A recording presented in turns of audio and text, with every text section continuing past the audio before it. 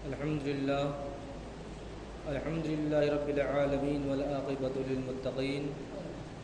والصلاة والسلام على سيد المرسلين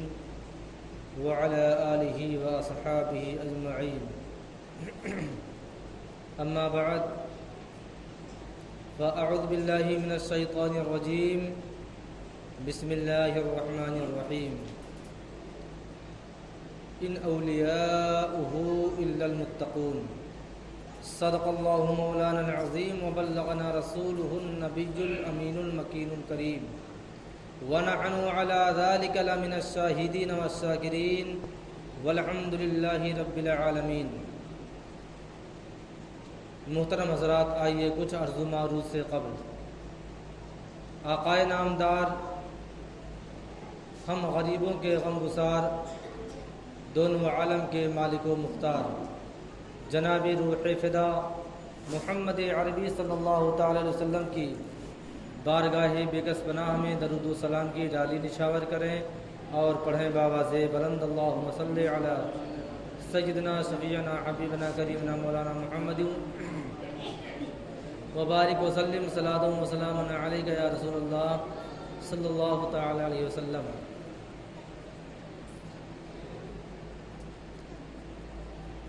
محترم سامعین،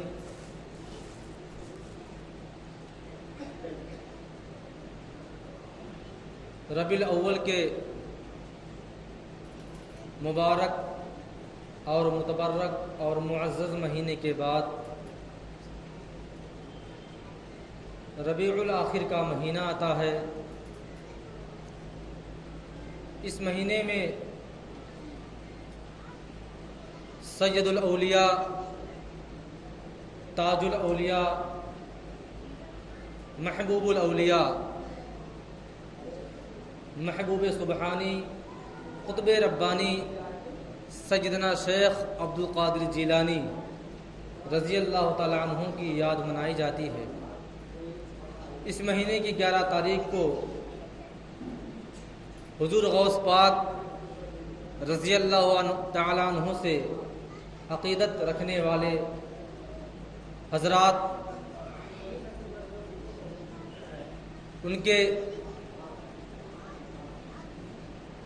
بارگاہ میں اپنی عقیدت کا نذرانہ پیش کرتے ہیں، اور بعض جگہوں پر تو پورے مہینے حضور غوث پاک رضی اللہ تعالی عنہ کی ہر دن کسی نہ کسی کے یہاں نیاز دلائی جاتی ہے، ان کی یاد کی محفلیں منعقد کی جاتی ہیں۔ بتانا مقصود یہ ہے کہ حضور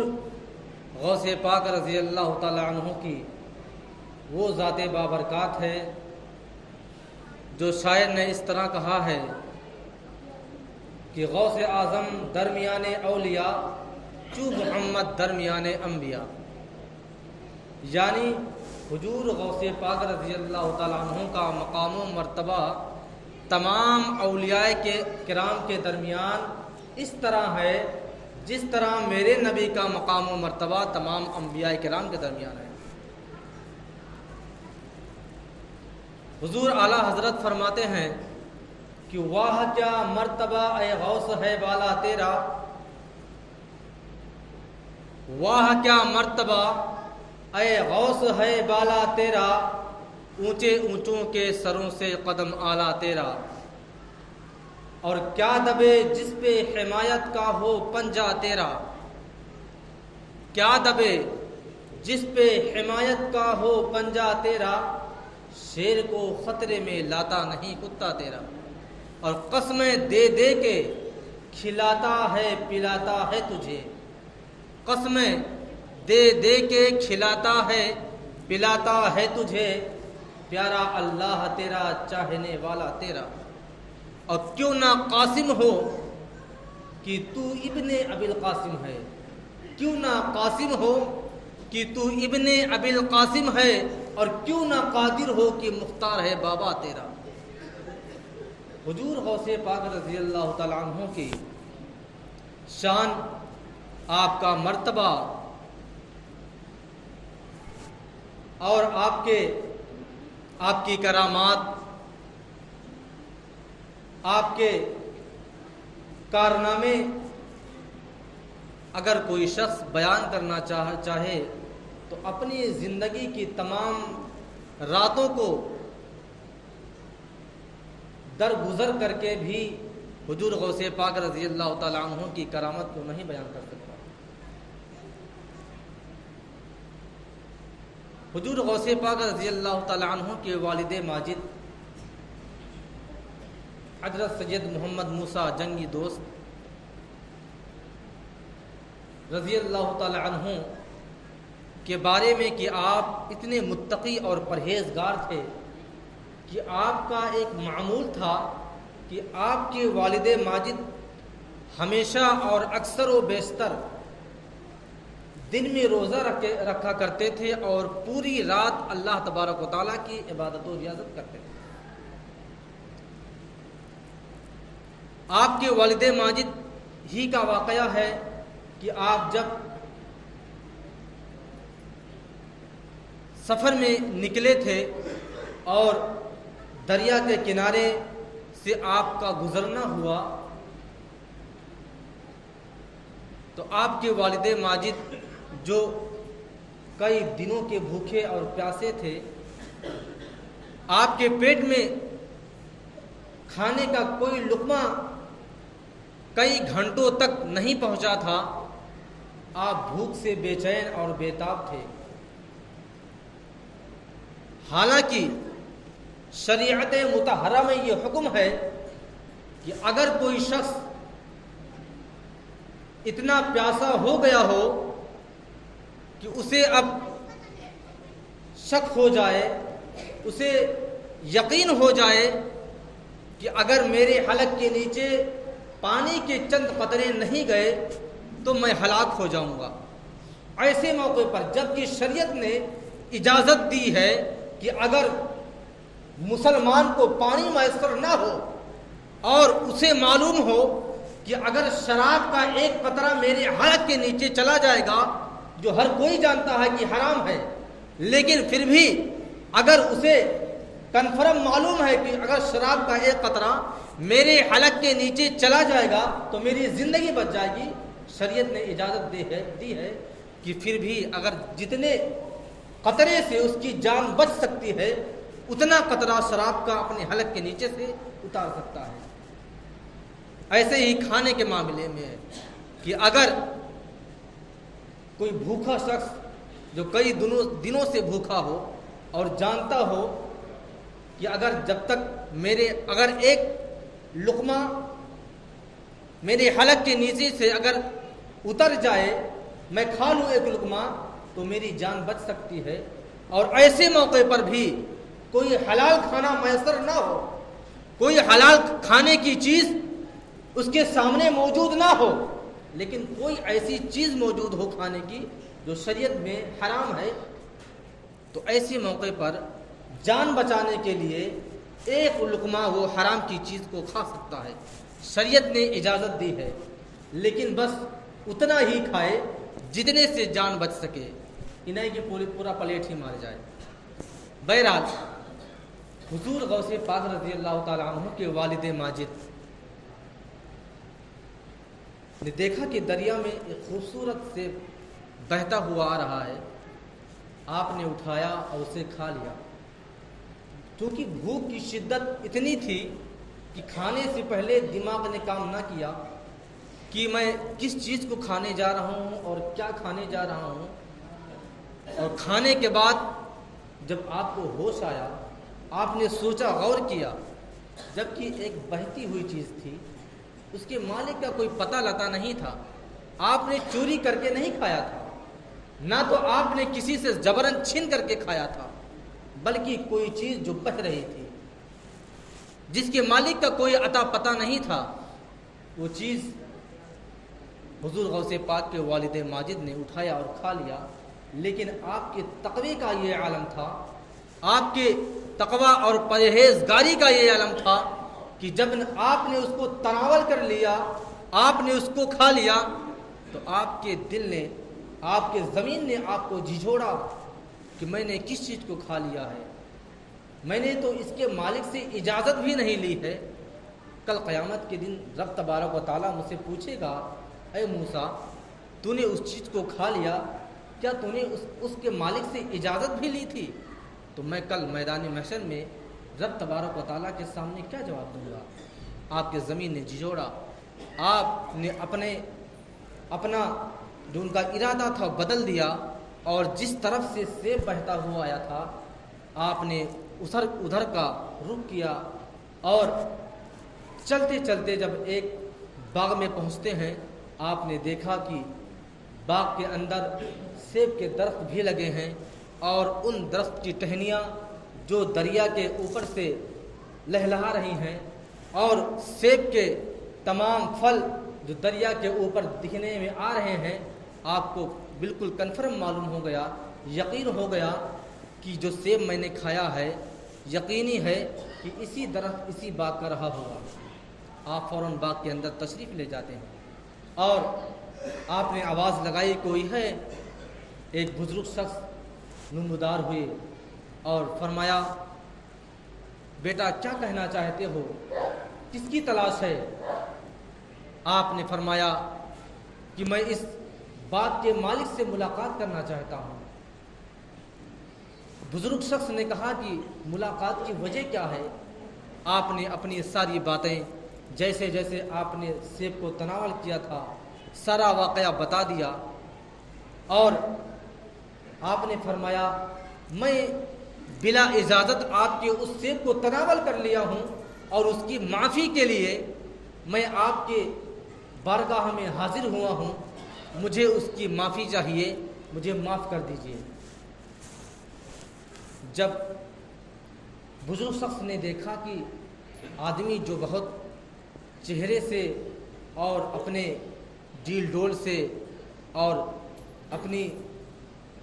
ہیبت سے بہت ہی بزرگ اور بہت ہی تقوی پرہیزگار کا مالک معلوم ہوتا، کیونکہ وہ شخص جو باغ کے مالک تھے وہ بھی اللہ تبارک و تعالیٰ کے ایک ولی تھے، اور ولی را ولی می شناست، یعنی ولی کو ولی ہی پہچانتا ہے۔ آپ کی نظروں نے جب دیکھا کہ جوان ایسے سیب کی معافی مانگنے کے لیے آیا ہے جس سیب کے مالک کا لتا پتہ بھی نہیں معلوم تھا، اور ایسا سیب جو دریا سے بہہ کر کے جا رہا تھا، جس کے بھی ہاتھ لگتا وہ اسے کھانے میں چوکتا نہیں، لیکن یہ شخص کھانے کے بعد اور پھر معافی مانگنے کے لیے میرے باغ تک چل کر کے آیا ہے، کوئی معمولی شخص نہیں ہوگا، یقیناً اللہ تبارک و تعالیٰ کا بہت بڑا محبوب اور بہت بڑا برگزیدہ بندہ ہوگا۔ آپ کی نظروں نے پہچان لیا، تو پھر آپ کے معافی کے بجائے آپ کا رویہ اور آپ کا کردار تھوڑا الگ ہو گیا۔ آپ نے فرمایا کہ معافی تو نہیں ملے گی، ایسے نہیں ملے گی معافی۔ آپ نے فرمایا پھر کیا کرنا ہوگا؟ کہا میرے بات کی رکھوالی کرنی ہوگی۔ آپ نے فرمایا کتنے دن بعد کی رکھوالی کرنی ہوگی؟ روایت میں آتا ہے، کسی روایت میں آیا ہے 7 سال، کسی میں 12 سال، بہرحال جو بھی وقت متعین ہوا، حضور غوث پاک رضی اللہ تعالی عنہ کے والد ماجد تیار ہو جاتے ہیں صرف ایک سیب کھانے کے لیے۔ کیوں؟ کیونکہ آپ کے اندر وہ تقویٰ موجود تھا، آپ بار بار یہ سوچ رہے تھے کہ دنیا میں تو معافی مل سکتی ہے، لیکن کل قیامت کے روز جب رب تبارک و تعالیٰ کے سامنے پیشی ہوگی اور رب تبارک و تعالیٰ پوچھے گا، اے موسیٰ تو نے بلا اجازت سیب کو تناول کر لیا تھا، کھا لیا تھا، اس کا جواب تو کیسے دے گا؟ کیا تم نے اس سے اجازت مانگی تھی؟ تو میں کل بروز محشر اس ہجوم میں جہاں دنیا کا ہر شخص موجود ہوگا، ان کے درمیان مجھے شرمندگی محسوس ہوگی، مجھے وہ دن نہ دیکھنا پڑے، اس وجہ سے آپ نے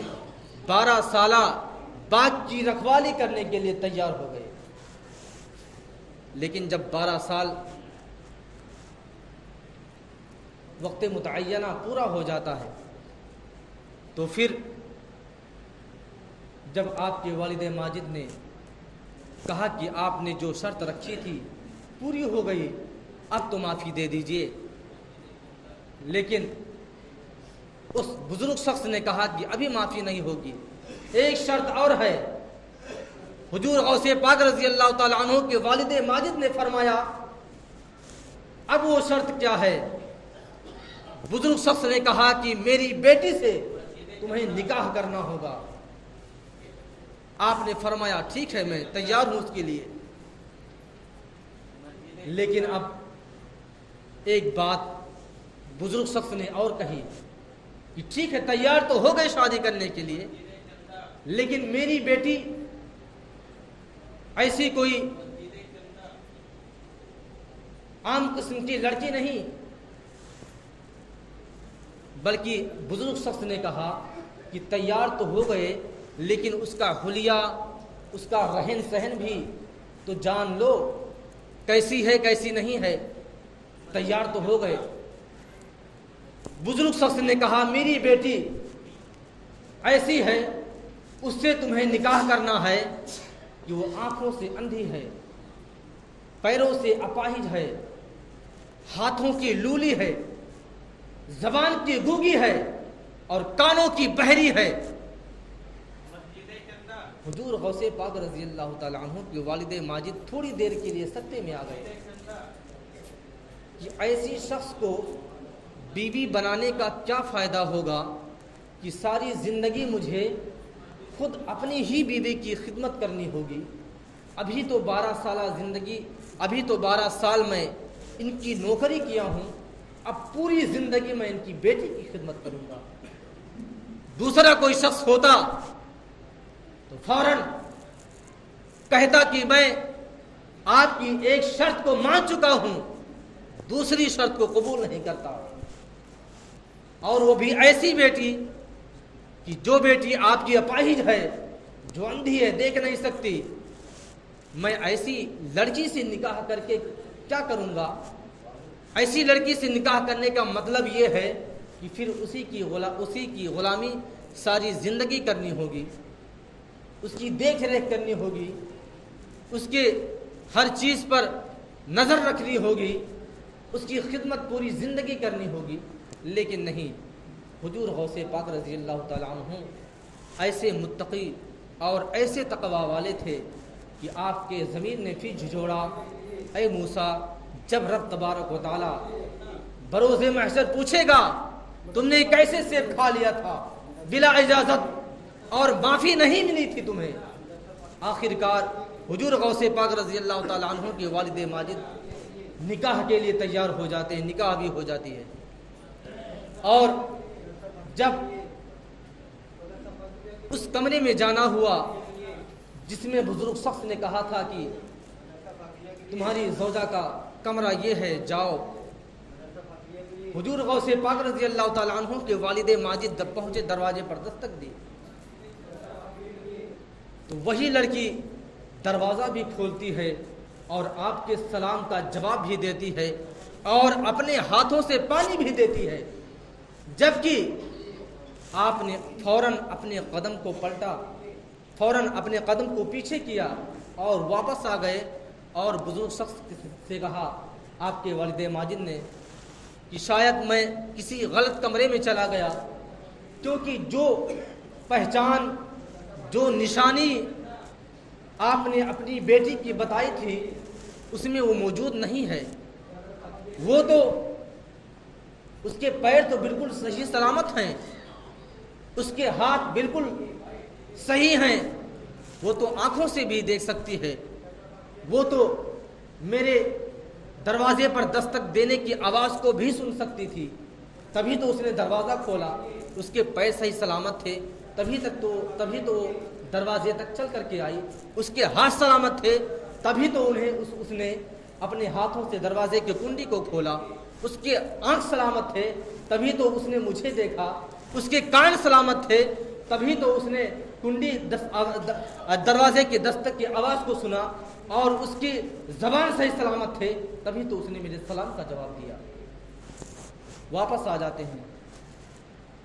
फिर बुजुर्ग शख्स फरमाते हैं कि मैंने अपनी बेटी को अपाहिज इस वजह से कहा था कि आज तक میری بیٹی نے شریعت مطہرہ کے خلاف اپنے قدم کو اپنے گھر سے باہر نہیں نکالا، اس وجہ سے میں نے اسے اپاہج کہا تھا، اور ہاتھوں کی لولی اس وجہ سے کہا تھا کہ آج تک میری بیٹی نے اپنے ہاتھوں سے غیر شرعی کام کوئی کیا ہی نہیں، اس وجہ سے میں نے اسے اپاہج کہا، اور آنکھوں سے اندھی اس وجہ سے کہا کہ آج تک میری بیٹی نے کسی غیر محرم کا چہرہ نہیں دیکھا، اور میں نے جو اسے گونگی کہا تھا اس وجہ سے کہ میری بیٹی نے کبھی جھوٹ نہیں بولا، اور میری بیٹی نے کبھی کوئی غلط بات نہیں بولا، کوئی فحش بات کو اپنی زبان سے ادا نہیں کیا، اور جو میں نے کانوں سے بہری کہا تھا اس وجہ سے کہ آج تک میری بیٹی نے نہ کسی حرام چیز کو سنا اور نہ کسی فحش چیز کو اپنے کانوں سے سنا۔ بہرحال حضور غوث پاک رضی اللہ تعالی عنہ کی والد ماجد اور آپ کی والدہ کا نام ام الخیر فاطمہ تھا۔ اب جب ایسے چمن میں جب ایک کلی پھوٹتی ہے اور اس کلی سے جب ایک پھول جنم لیتا ہے، اسی پھول کا نام حضور عبد القادر حضور غوث پاک رضی اللہ تعالی عنہ۔ حضور غوث پاک رضی اللہ تعالی عنہ کی پیدائش مبارک شہر جیلان میں ہوا، سن 470 یا 71 ہجری میں آپ کی پیدائش جمعہ کے دن پہلے رمضان المبارک کے دن ہوتی ہے، اور حضور غوث پاک رضی اللہ تعالی عنہ کی ایسی داستان، ایسی کرامتیں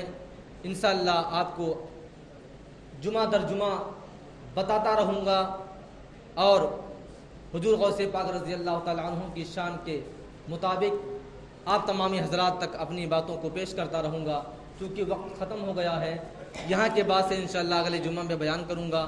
اللہ تبارک و تعالیٰ کی بارگاہ میں دعا ہے کہ اللہ تبارک و تعالیٰ ہم تمامی مسلمانوں کو نیک بنائے، ایک بنائے، صراط مستقیم پر چلنے کی توفیق و رفیق عطا فرمائے۔ وآخر دعوانا الحمدللہ رب العالمین، السلام علیکم ورحمۃ اللہ وبرکاتہ۔ ایک ضروری اعلان یہ ہے کہ آپ تمامی حضرات سب مل کر کے یا علیحدہ فلسطین کے مسلمانوں کے لیے خصوصی دعا فرمائیں، کیونکہ وہاں کے مسلمانوں پر ظلم و تشدد کے پہاڑ توڑے جا رہے ہیں۔ آپ تمامی حضرات سے گزارش ہے کہ آپ تمامی حضرات مجمع کے ساتھ یا علیحدانہ طور پر اپنے طریقے سے اللہ تبارک و تعالیٰ کی بارگاہ میں ان تمام مسلمانوں کے لیے، آپ مظلوم مسلمانوں کے لیے آپ دعا